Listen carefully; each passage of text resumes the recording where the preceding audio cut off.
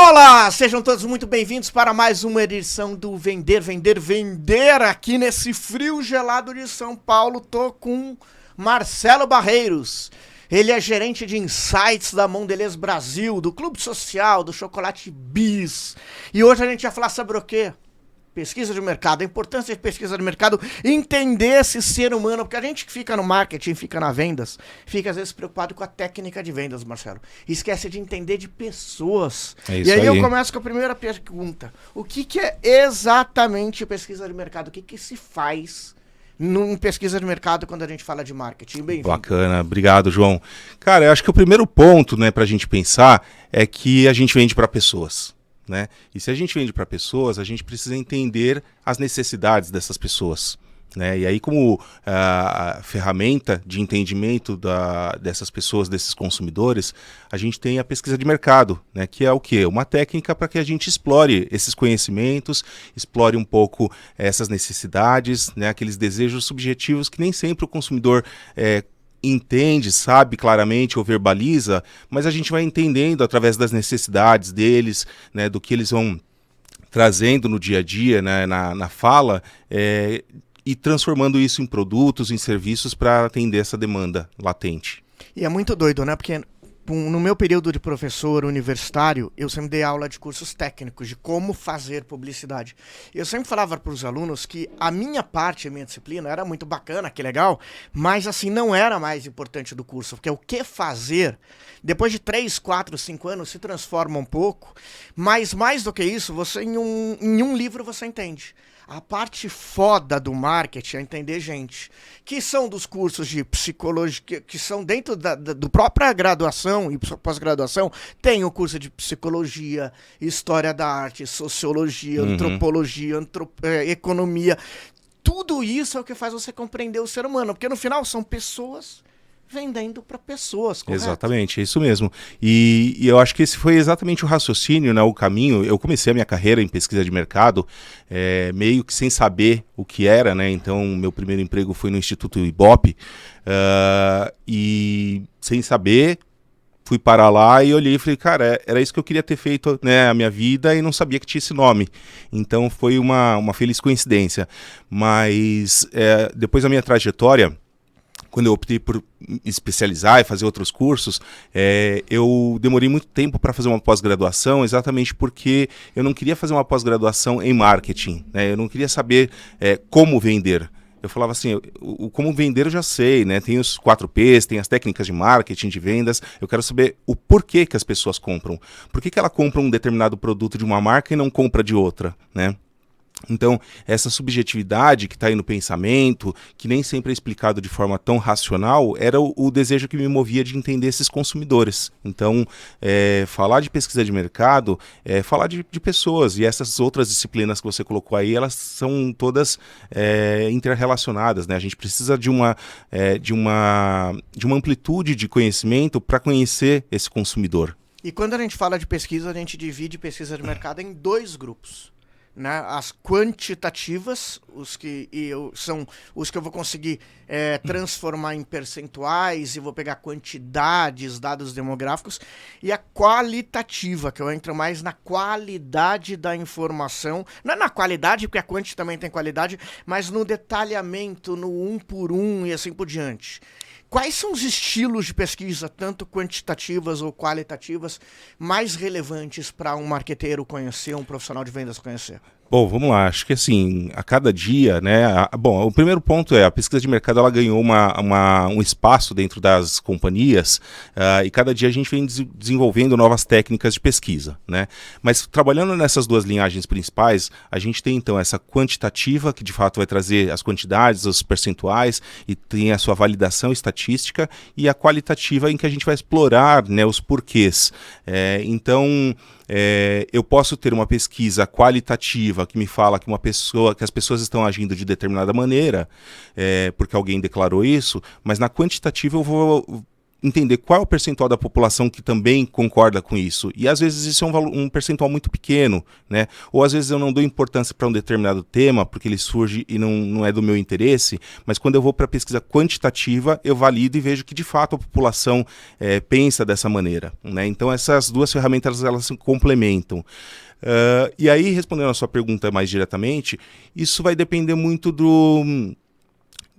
da tua pergunta, né, do teu problema de pesquisa, porque cada necessidade, cada problema de pesquisa vai se aplicar a uma metodologia ou algumas metodologias. Então, se eu vou para o ponto de venda, eu posso ter uma pesquisa explorativa em que eu vou perguntar para a pessoa o que ela acha da exposição do ponto de venda, ou eu vou usar um óculos, né, de captação visual para entender onde ele está olhando, ou eu vou para uma pesquisa quantitativa. Então, assim, é difícil determinar quais são as principais, né? Existe uma série de ferramentas e a gente precisa entender, o primeiro ponto é entender qual que é a demanda que eu tenho para responder. E a partir dali a gente vai trazendo essas metodologias para ajudar a responder.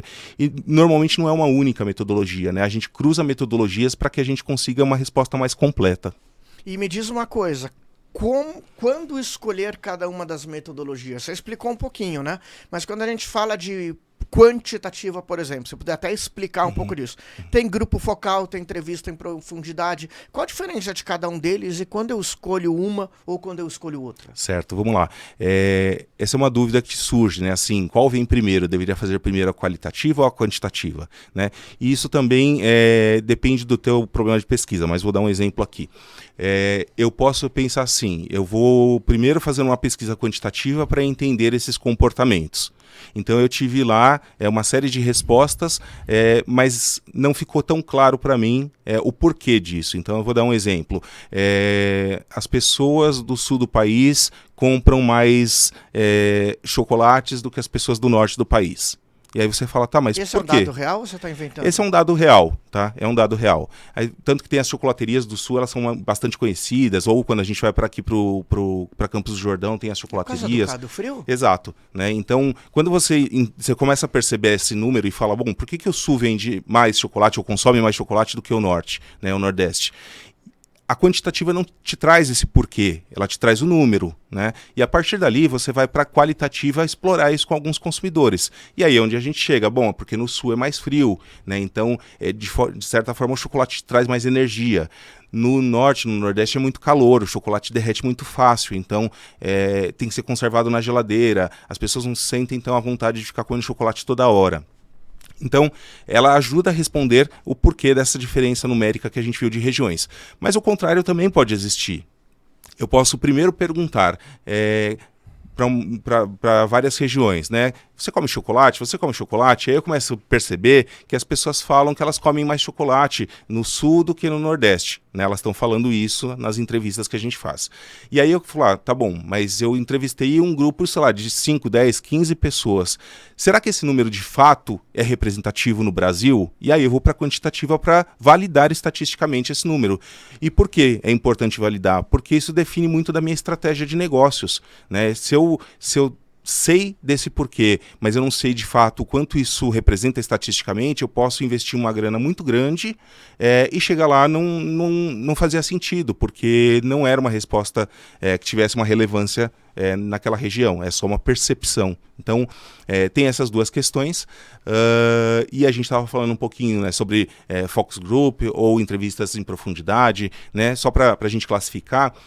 O Focus Group ele é um grupo de pessoas, né? A gente chama de discussão em grupo, ou Focus Group. Grupo focal. Grupo focal. E como ele funciona? A gente reúne de 6 a 8 pessoas em média dentro de uma sala de pesquisa, que tem um espelho falso, que geralmente ficam os clientes ou o pessoal do instituto atrás, e tem uma pessoa do instituto que vai moderando essa pesquisa, ou seja, ela vai conduzindo uma conversa para a gente conseguir as respostas que a gente quer. A entrevista em profundidade já não é um grupo de pessoas, é uma entrevista 1 a 1, em que essa pessoa, ela entrevista e ela faz esse mesmo roteiro, só que explorando individualmente. E qual a diferença, né? Eu quero entender o indivíduo, né?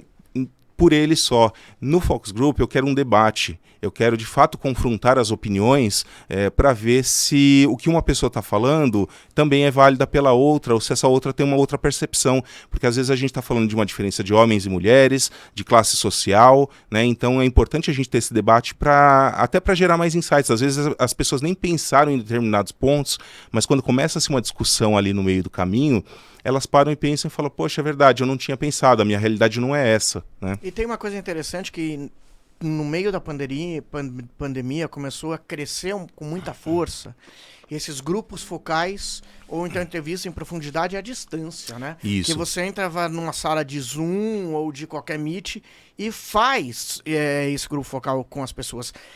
Na minha empresa a gente faz muito grupo focal, muita entrevista em profundidade e a gente já fez muito a pedido do cliente à distância porque é mais barato, né? Só que vamos ser honestos, pelo menos a minha opinião, não sei se vai concordar comigo, o resultado não é exatamente igual, né? Porque pessoalmente, você lê as entrelinhas do rosto da pessoa muito mais fácil. A pessoa, ela tá presente, de presente mesmo. Às vezes no grupo focal online, por mais que ele esteja com a câmera ligada, ele tá prestando atenção no que tá acontecendo ali na sua casa, no seu trabalho. Você vê a diferença no resultado de um grupo focal, de uma profundidade, que é realizado presencialmente ou à distância, assim como eu vejo, ou você não enxerga assim? Eu vejo, também prefiro presencial, mas eu acho que essa é uma tendência que tende a seguir, né, a partir de agora. Essa é uma questão que a gente vem discutindo em diversas áreas, tanto nas empresas, nas reuniões presenciais ou nas reuniões online, nas entrevistas, nas pesquisas, enfim. Eu acho de fato que perde um pouco da qualidade, porque a gente tende a deixá-lo muito disperso no ambiente dele, né? E quando você traz para uma sala de reunião, para uma sala de pesquisa, ele está focado naquele momento em responder, né, aquela pesquisa. Então, o próprio moderador também consegue chamar mais a atenção daquela pessoa, controlar um pouco mais a reunião.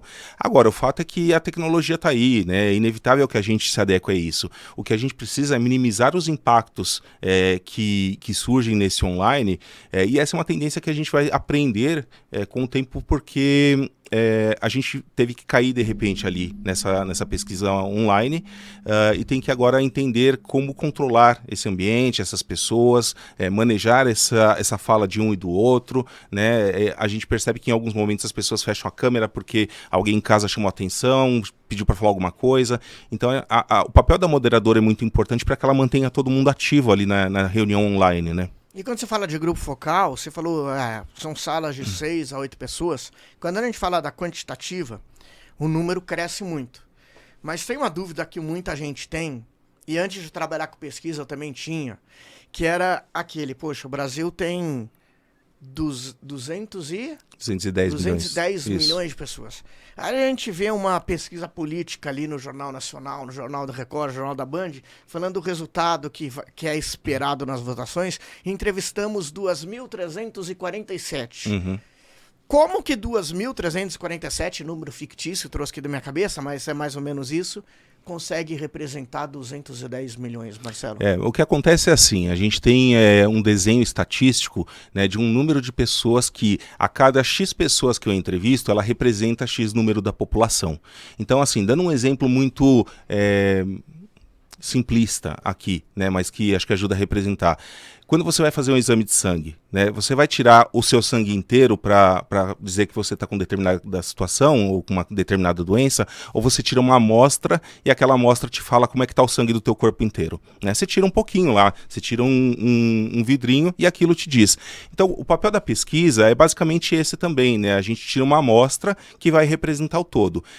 Para que isso consiga representar o todo, a gente precisa ter um desenho amostral, né? A gente chama de desenho amostral, que é o quê?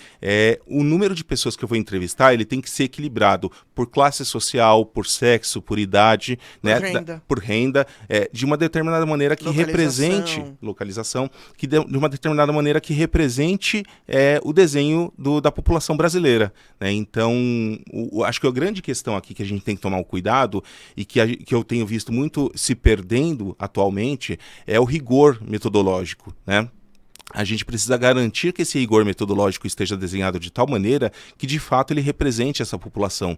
Porque se você não toma esse cuidado, surge depois esses questionamentos. Mas está comparando com a população, a gente entrevistou exatamente como deveria ser, e aí surge os questionamentos da validade dessa pesquisa ou não, né? E toda pesquisa, Marcelo, quando você fala de uma Mondelez, que é muito grande, você acaba estudando um Brasil, ou você antes Ibope, dá a impressão que as pesquisas são muito grandes e elas são todas muito caras. Existem pesquisas que um pequeno empresário, um médio empresário pode fazer que não seja cara, mas que ele consiga ainda assim tirar informações relevantes para trabalhar?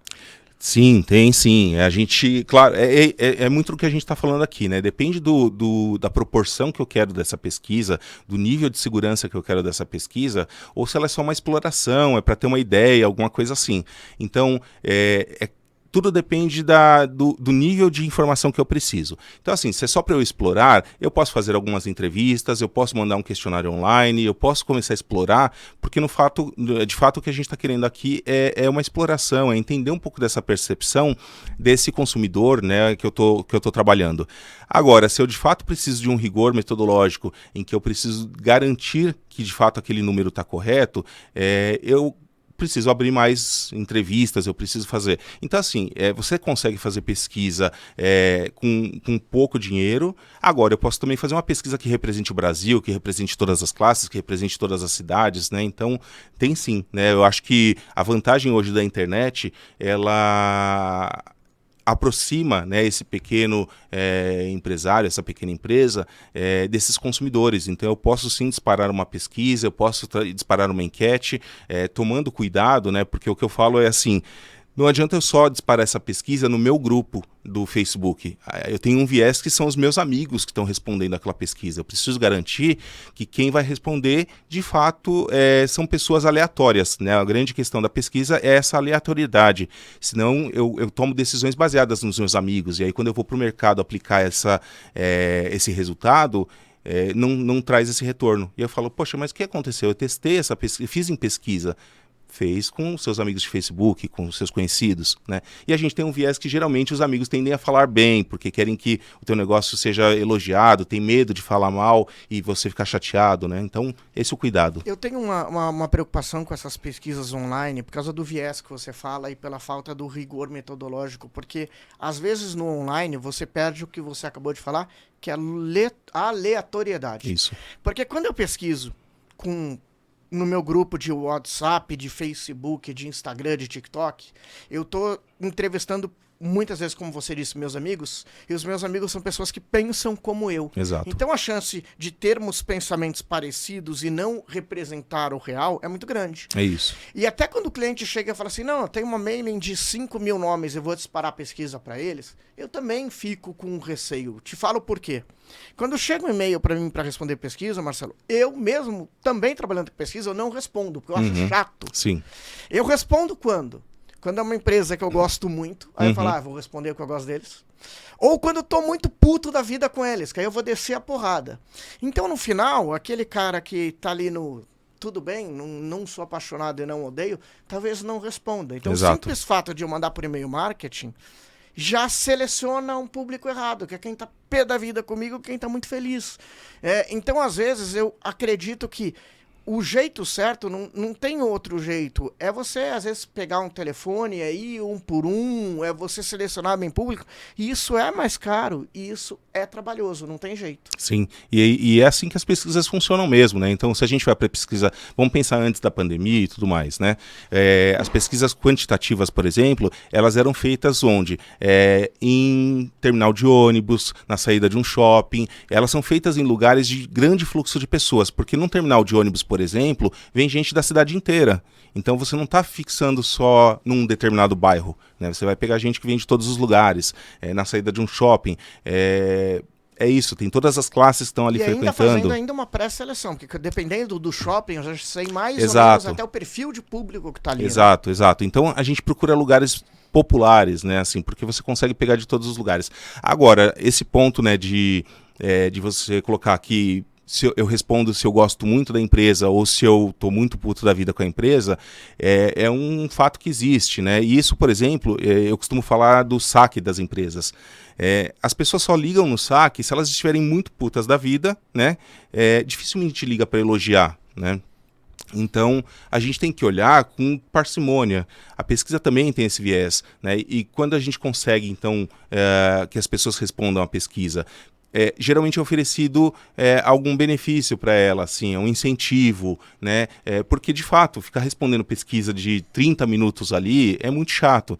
Então, você oferece alguma coisa que não tem um valor comercial, mas que é um incentivo, às vezes é um desconto, às vezes é um cupom, às vezes é alguma coisa assim que a pessoa fala, poxa, eu estou vendo uma contrapartida de oferecer meu tempo aqui nessa empresa, né? Tem uma coisa que um cliente meu fala, que eu gosto muito, Marcelo, sobre pesquisa. Ele contrata muito pesquisa do mercado imobiliário. Uhum. E ele fala assim, João, às vezes a pesquisa que a gente contrata de vocês não é nem pra gente saber exatamente o que fazer. Mas é principalmente para descobrir o que é não fazer. Porque Sim. a pesquisa traz muito essa luz de não siga esse caminho, porque ninguém nem tocou nesse tema, ou esse tema foi muito depreciado, não sei se o tema é esse. Mas a pesquisa ajuda muito nisso também, né? Não só de te dizer o que fazer, mas também o que não fazer. Eu acho que esse é o grande ponto, né? Porque, como eu falei lá no começo, se você pergunta para as pessoas o que elas querem, né? Normalmente elas não sabem, né? Eu costumo usar com os meus alunos exemplos do celular ou da máquina Nespresso. Nunca chegou alguém e falou assim, nossa, eu queria ter uma máquina de café que eu pudesse colocar uma cápsula, apertar um botão e sair um cafezinho na hora. Até porque a gente vem de uma cultura cafeeira, né? O Brasil era um país cafeeiro em que a visita chega na casa da pessoa, o que mostrava que uma mulher era prendada era assim, vou passar um café fresquinho para você. Então, assim, essa questão de quero uma máquina que eu vou apertar um botão e vai ser um café, parecia coisa de gente preguiçosa até. Mas, no entanto, o que aconteceu? A gente foi entender, assim, o que não fazer, né? Eu não posso fazer um café que pareça uma pessoa preguiçosa que não quis fazer um café decente. Então, a máquina foi construída para facilitar a vida dessa pessoa, porque ela queria ter mais tempo livre para ficar na sala conversando com as visitas e não na cozinha, passando café. Mas, por outro lado, a gente entendeu que o que não fazer, né? O que não fazer não pode parecer que ela fez porque estava com preguiça, tem que passar um ar de sofisticação, de que aquilo vai ficar na sala, né? Para que as visitas vejam que ela é moderna, né? Não era uma preguiça. Então, muito da pesquisa é isso, assim, é o que não fazer, né? Ou entender o que está por trás dessas questões. O café da Nespresso é bom demais, hein, Marcelo? Não dá nem para comparar com o café Então, do Coador, pelo amor de Deus. Você tem que... Não, pra mim, pelo menos. Exato. Mas você tem que isso, assim, não é simplesmente oferecer um produto de baixa qualidade só porque eu vendi um discurso. Eu preciso entregar as duas coisas juntas, né? De fato, a pessoa vai pagar porque ela tem um café de qualidade, porque você oferece uma comodidade, um tempo livre para ela, e porque ela vai ser vista como moderna, como descolada, enfim. E aí diz uma coisa, a pesquisa traz muitos dados. Como transformar dados em insights? Aliás, o que é insight? Tá. Quando a gente pensa no dado, no conhecimento, no insight, né, o dado é aquele monte de informação que está solta, né? Você tem um monte de números, você tem um monte de informação. O conhecimento é quando você começa a conectar essas informações e contar uma história, né? Então eu vejo, como a gente estava falando lá no começo, eu vi que se vende mais chocolate no sul do que no nordeste. Então eu estou começando a construir um conhecimento. Agora o insight é aquele estalo, né? Assim, mas por que se vende mais? E aí a gente vai entender, bom, existe uma questão de temperatura, né? Então o insight talvez eu tenha que fazer um chocolate que não derreta tanto, né? Ou talvez eu tenha que ter um chocolate que, sei lá, passe uma refrescância. É aí que está o insight, né? A gente precisa conseguir entender como é que eu vou oferecer alguma coisa para esse consumidor que ele fale, poxa, eu preciso disso de fato, né? Porque o chocolate está para todo mundo. Agora, como é que eu vou fazer as pessoas consumirem mais chocolate no Nordeste do que no Sul, né? Então o insight está nesse estalo, nessa virada de chave. E você já lidou nessa tua carreira, trabalhando com pesquisas, com dados conflitantes, com duas pesquisas que você fez ali simultaneamente sobre o mesmo assunto e que um dado ia contra o outro? E se isso aconteceu, o que fazer com dados conflitantes? Eu sim, a gente lida com isso, né? A gente acaba chegando com coisas assim e muitas vezes a gente vai entender se é uma questão, como a gente falou, metodológica, de um rigor metodológico. Exato, se errou a metodologia, porque pode acontecer, né? Ou entender o porquê que esses dados estão conflitantes. E aí, muitas vezes, o que a gente precisa entender é voltar para campo. É voltar para campo e complementar essa pesquisa. Assim, eu tenho um dado que fala positivo e outro que fala negativo. E a gente coloca isso numa outra pesquisa para entender por quê. E a gente vai entender a subjetividade do que está por trás. Então, por exemplo, as pessoas costumam falar, eu compro roupa de marca, eu gosto de roupa de marca. E aí você vai ver, ela compra falsificada. E aí você fala assim, poxa, mas se você gosta de marca e gosta de ser reconhecido como uma pessoa que usa roupa de marca e vai lá e compra uma roupa da Gucci, né, falsificada, todo mundo sabe que é falsificado, é contraditório. Por que você faz isso, né? Você quer ser visto como uma pessoa que usa roupa de marca, mas compra falsificada e que todo mundo sabe que não é verdadeiro. E aí você conflita e vai entender com ela. E o que ela fala não, o que importa é que eu conheço a marca, que as pessoas me vejam com essa marca. Não importa se ela é original ou não. Tem uma história que me lembrou agora, Marcelo, isso é real. Eu tive uma aluna lá na graduação da faculdade que ela tinha muito cara de rica. Eu não sei especificar o que é cara de rica, mas ela tinha cara de rica, ela dizia que ela tinha cara de rica. Só que ela não era rica. E ela era até bem humilde, ela só usava roupa falsificada. E ela dizia, bolsa falsificada, roupa falsificada. E um dia eu falei, cara, mas você usa tudo falsificado, né? Ela falou assim, pra mim pode. Eu tenho essa cara de rico, todo mundo pensa que é de verdade. Isso é um fato, né? Comigo é o contrário, se eu comprar uma verdadeira, todo mundo vai pensar que é falsa. Isso acontece comigo.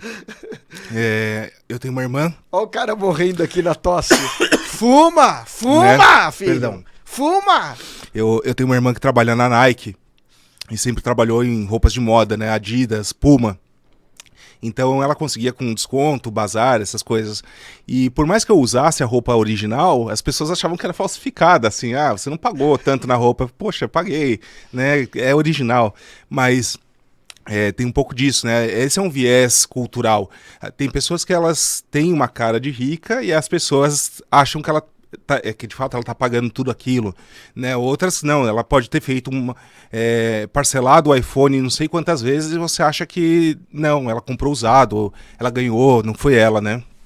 Isso é muito engraçado. E diz uma coisa, cara, até dá um tempo de você beber aí que ele tá morrendo. Você é fumante, Marcelo, não? Não. E ainda... É só a idade, né? É a idade. Então diz uma coisa. Importância de personas, Marcelo. Quanto antes de uma pesquisa é importante desenhar uma persona. E o que são personas para quem não é do marketing e não vive isso no dia a dia? Então vamos lá. A persona é você conseguir caracterizar o perfil desse seu consumidor com detalhamento, né, com detalhes. Então vou colocar com nome, com idade, com profissão, com hábitos, enfim. Então vou dar um exemplo, né? O João é um profissional de marketing de 40 e poucos anos, que tem uma filha, que gosta de fazer isso nas horas vagas, trabalha X horas por dia, pratica ou não esportes. Então a gente detalha essa persona, né, com todos esses detalhes. Por que isso é importante? Né? Porque quanto mais eu conseguir materializar esse consumidor, mais eu vou conseguir direcionar as minhas estratégias de marketing. Então eu conheço um pouco desse hábito dele e eu sei o que ele gosta, o que ele não gosta, o que ele precisa, o que não precisa, né?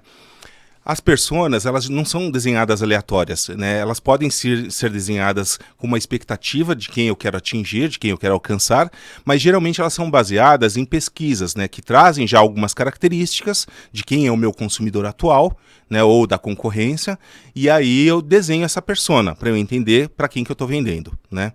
Então, qual é a importância disso?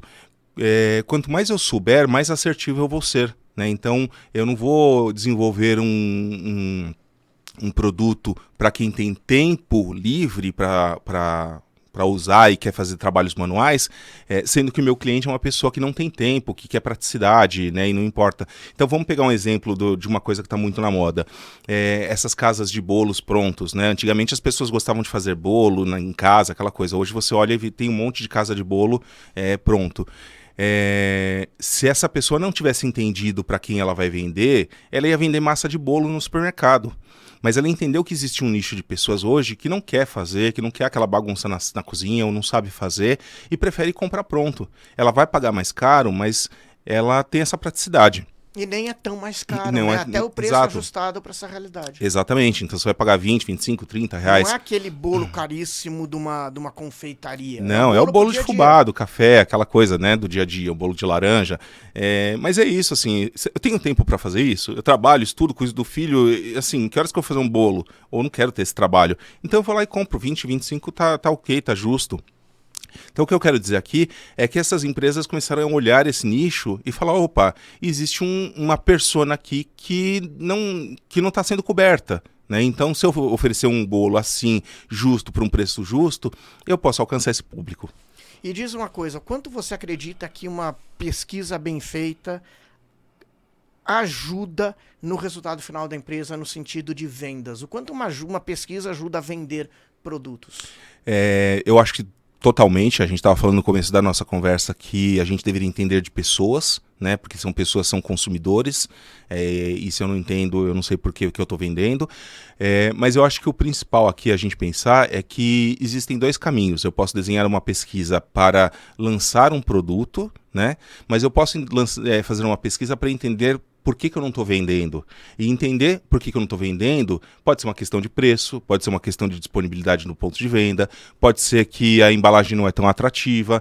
E a hora que eu começo a entender essas questões, eu posso fazer esses ajustes e aí sim aumentar essas vendas. Né? Às vezes a pessoa não compra porque não degustou o produto, eu posso fazer uma degustação no ponto de venda. Então, tudo isso se converte em venda a partir do momento que eu entendo as razões, ajusto e aí eu consigo medir se isso trouxe retorno ou não. Marcelão, para você que já foi Ibope, é Mondelez, é professor, estuda tanto pesquisa e trabalha com isso, imagino que você já passou por muitas histórias que te marcaram vivendo esse mundo de pesquisa. E eu queria que você dividisse uma com a gente no nosso quadro Essa Marcou. Roda a vinheta.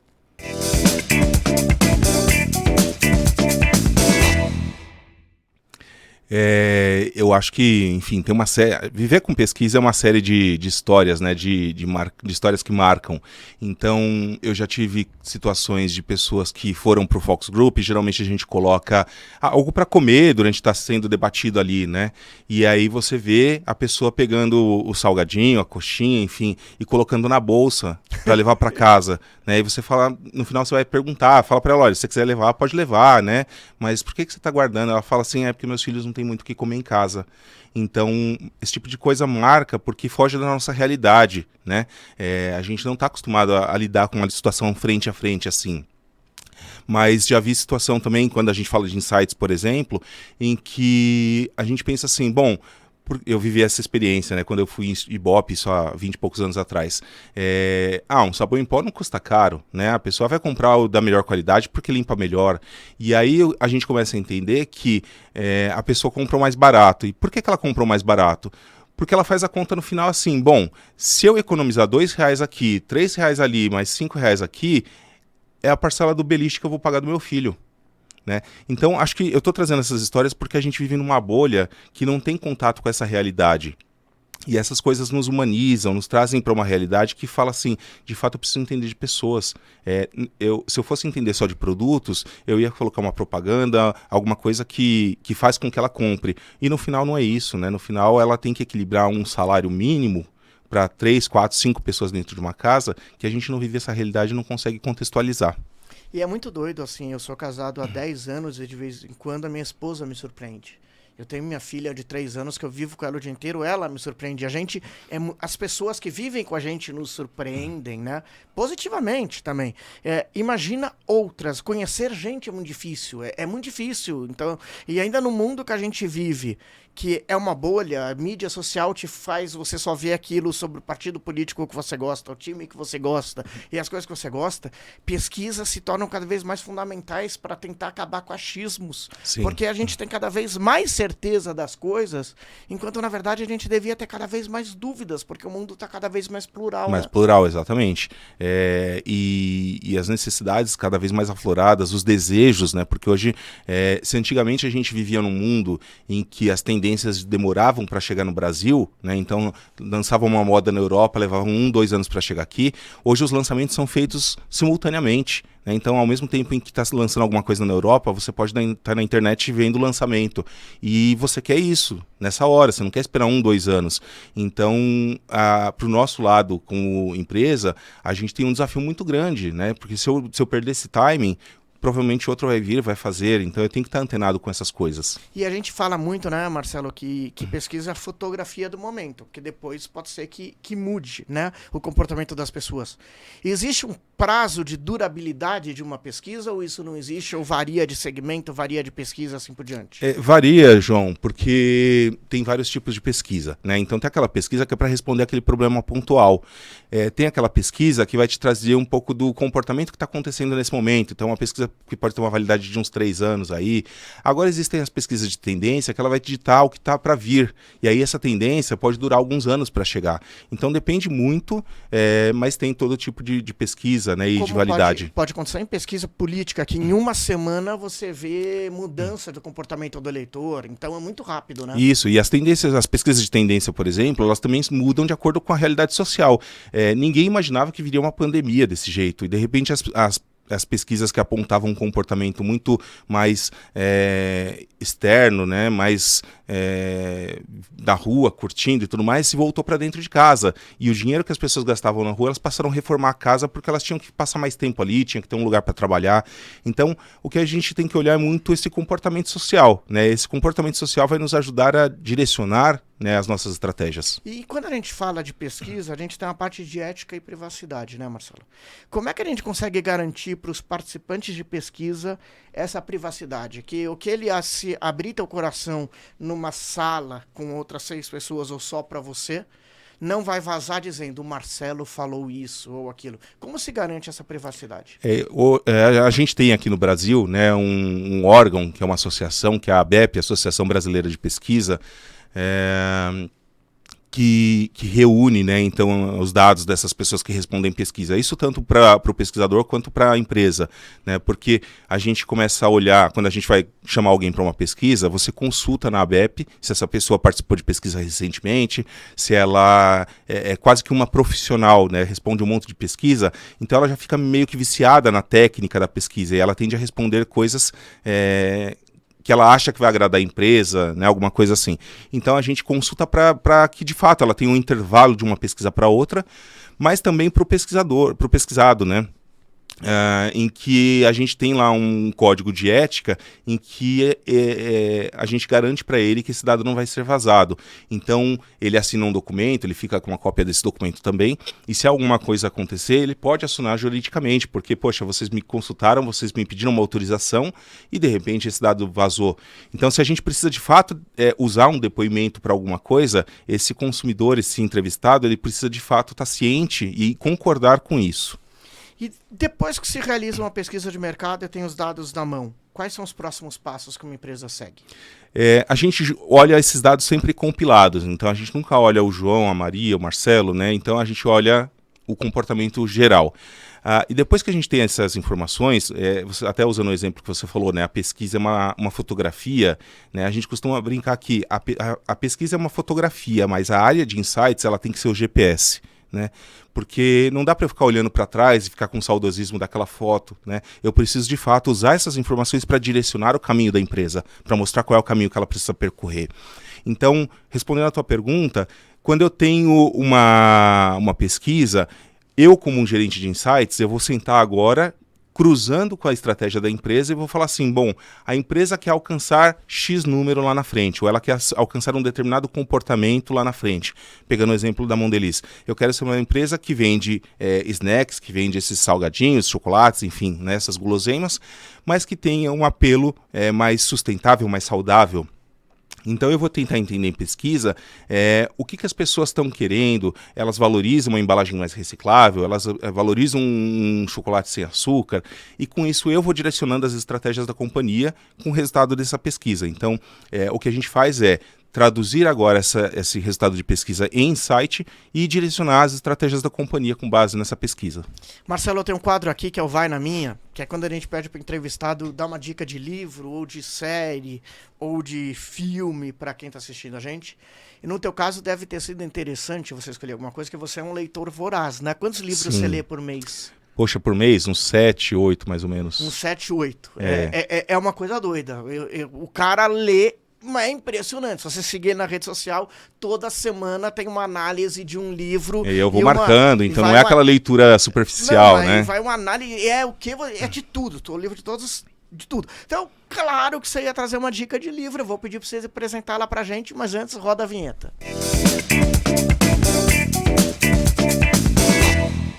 E aí, meu chefe, que livro que você trouxe? Então, eu fiquei pensando, né, se eu ia trazer um livro mais técnico de pesquisa e achei que o caminho não era esse, né? Quem gosta de pesquisa somos nós, os pesquiseiros. E eu acho que para a pessoa se aproximar mais desse conhecimento de pessoas que a gente está falando, eu resolvi trazer esse livro aqui, que é o Marketing Existencial, do Luiz Felipe Pondé. Então, o Luiz Felipe Pondé, para começar, ele não é um marqueteiro, não é um pesquisador de mercado, ele é um filósofo, né? E aí fala, poxa, mas um filósofo que está falando de marketing, né? O que tem a ver? E esse livro dele tem um subtítulo que é A Produção de Bens de Significado no Mundo Contemporâneo. Então, o que ele traz nesse livro? Que a gente consome não pelo bem em si, né? A gente consome pelo significado que isso traz para a gente ou pelo local que ele coloca a gente na sociedade. Que é a base do marketing. Que é a base do marketing, né? Então, quando a gente estava falando, por exemplo, do produto falsificado, né? Eu compro aquele produto falsificado porque aquilo tem algum significado para mim, ele me coloca numa determinada posição na sociedade que as pessoas me admiram, né? Então, ele tenta trazer para a gente aqui que a gente deveria entender muito mais desses significados simbólicos que estão por trás do consumo e não só do produto em si. Então eu acho que ele é um livro bastante didático, bastante fácil de compreensão, porque ele aproxima, né, as pessoas com uma linguagem fácil desse filósofo e da filosofia. E você marcou ele inteiro aí, hein, filho? Você já terminou de ler? Tá no começo? Não, já terminei já há alguns anos. Ah, então você trouxe um livro velho pra gente. Não, mas todo te enchendo o saco. O Luiz Felipe Pondé, ele é genial. É um dos grandes filósofos. Não é o meu preferido é o Clóvis de Barros, que eu sou fã pra caramba, mas é um dos caras. Esse cara é genial. Mas deixa eu ir pros nossos finalmente, perguntando o seguinte. Qual o futuro da pesquisa? Como você enxerga a pesquisa daqui a 5, 10 anos? Logo no começo você falou dos óculos, do mapa de... Não sei se você chegou a citar, mas os mapas de calor em loja. Isso. Como você enxerga o futuro da pesquisa daqui a 5, 10 anos? Aliás, você ainda vai estar vivo até lá? Você está tossindo tanto? Eu não sei se vou estar vivo, eu não sei se vou estar trabalhando com pesquisa, né? Talvez eu já tenha me aposentado. Mas, velho assim. Né? Mas eu acho que a questão da pesquisa, e essa é uma dinâmica que eu vejo desde o início da minha carreira, né? A pesquisa ela vem se reinventando a cada ano que passa. Então, quando eu comecei a pesquisa, era em papel ainda, né? Era tudo digital. A gente entrevistava na rua, chegava, digitava no computador. Hoje a gente já vai para pesquisa online.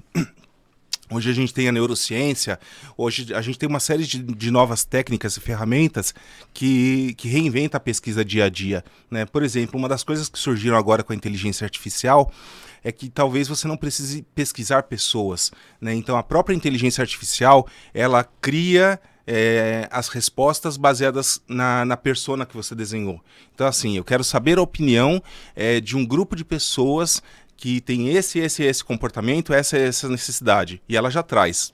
Mas aí é para pesquisas mais genéricas, né? Se é para resolver o meu problema pontual da minha empresa que está acontecendo ali, é mais difícil que a inteligência faça isso. Sim, porque aí você está falando de um produto específico, né? Mas se eu quero entender um comportamento, macro, né? Começa-se a testar dessa maneira. Por quê? Porque a inteligência artificial vai pegar o que está se falando nas redes sociais, o que as empresas estão lançando, estudos mais sociológicos, antropológicos. Então começa a se... Mas o que eu quero dizer no final das contas, a área de pesquisa de mercado ela vai tendo novas ferramentas para se trabalhar, né? O fator humano não vai deixar de existir Porque é o que a gente falou, quem gera esse insight, quem entende a necessidade do negócio no final das contas, é a pessoa, né? Ela precisa estar ali para fazer isso. E quando você fala que o fator humano não vai deixar de existir, para a gente finalizar, que habilidades são essenciais para um profissional de pesquisa de hoje e do futuro para conseguir trabalhar no setor? Eu acho que o primeiro ponto é a curiosidade, né? A curiosidade de querer entender o ser humano. A gente estava falando lá no começo sobre conhecer diversas áreas, e é isso, assim, não adianta você querer conhecer de pesquisa de mercado.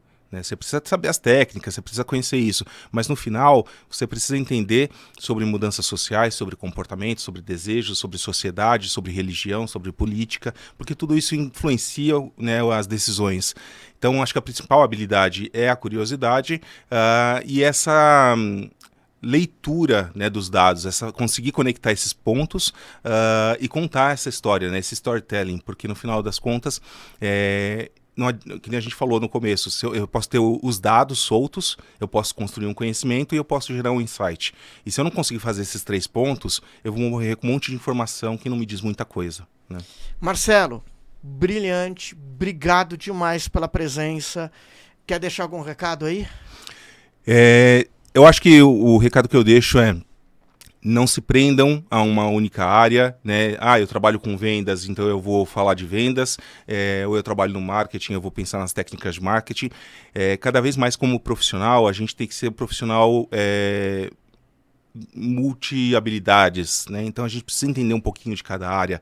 É claro que não vai ser cobrado de uma pessoa de vendas que ela conheça o rigor metodológico de uma pesquisa, mas ela precisa entender que a pesquisa faz parte da vida dela, do trabalho dela, do dia a dia. Às vezes eu vejo isso no mercado de trabalho, profissional falando assim, mas eu não tenho tempo de ler pesquisa. Né? Um monte de dado, eu tenho que vender no final das contas. Mas se você não entender o que está acontecendo ali, ou por que está acontecendo, a sua venda não acontece. Se você não conseguir entender o teu cliente lá na ponta e convencê-lo com dados comportamentais do porquê ele precisa daquilo, a tua venda não acontece. Fechado, muito obrigado, Marcelo. Uma delícia sempre falar com você, você que já é meu amigo, meu irmão. E a vocês, a gente volta na próxima semana com mais um episódio do Vender, Vender, Vender. Valeu!